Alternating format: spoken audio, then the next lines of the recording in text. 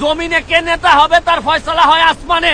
আর জমিনের মানুষকে যদি সহযোগিতা না করেন তাহলে আসমানের সিদ্ধান্ত আপনাদের পক্ষে আসলেও আপনাদের ইজ্জত বাড়বে না। সারা পৃথিবীব্যাপী মানুষের কাছে আমার অনুরোধ, প্লিজ এই সিলেট এবং সুনামগঞ্জের মানুষের পাশে দাঁড়ান।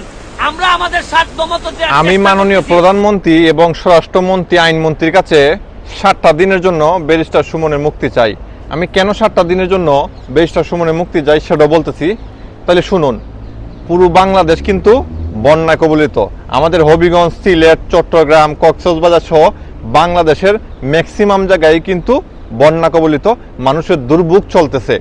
যে কাজটা আপনারা পারতেছেন না, বা আপনার সরকার দলীয় এমপিরা পারতেছে না, বা প্রশাসন পারতেছে না, আমি মনে করি আপনারা যদি ব্যারিস্টার সুমনকে 7টা দিনের জন্য মুক্তি দেন, সে কিন্তু এই কাজটা করে দেখাতে পারবে। তার উদাহরণ কিন্তু 2022 সালে সিলেটের যে ভয়াবহ বন্যা ছিল, ওই সময়ে সরকার যেটা করতে পারে নাই, ব্যারিস্টার সুমন সেটা করিয়ে দিয়ে গেছে।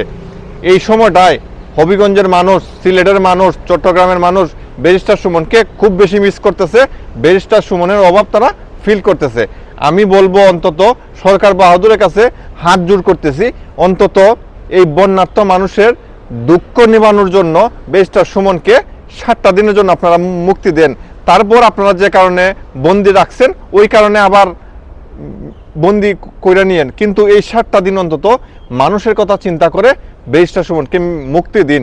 ব্যারিস্টার সুমন ওইসব মানুষের কোন জায়গায় কষ্ট, কোন জায়গায় কিভাবে দুঃখ দূর করতে হয়, কোন জায়গায় কিভাবে সহযোগিতা করতে হয়, ডোর টু ডোর গিয়ে কিভাবে মানুষকে খাবার পৌঁছে দিতে হয়, এই খবরটা, এই কাজটা ব্যারিস্টার সুমন ভালো জানে। আমি দয়া করব মাননীয় প্রধানমন্ত্রী, আপনি মানবিক মানুষ, অন্তত এই 7টা দিনের জন্য হবিগঞ্জের মানুষ, সিলেটের মানুষ, মৌলভীবাজারের মানুষ কিন্তু অপেক্ষা করতেছে, তারা ফিল করতেছে, তারা মিস করতেছে। এটা আমার কথা না, প্রতিটা মানুষের কথা। দয়া করে ব্যারিস্টার সুমনকে এই 7টা দিনের জন্য মিথ্যা মামলা থেকে মুক্তি দিন, এই মানুষগুলোর জন্য কাজ করার সুযোগ দিন। ডক্টর ইউনূস যে মিথ্যা মামলা দিয়ে ব্যারিস্টার সুমনকে জেলে ভরে রাখছিল, এটা সবাই জানে।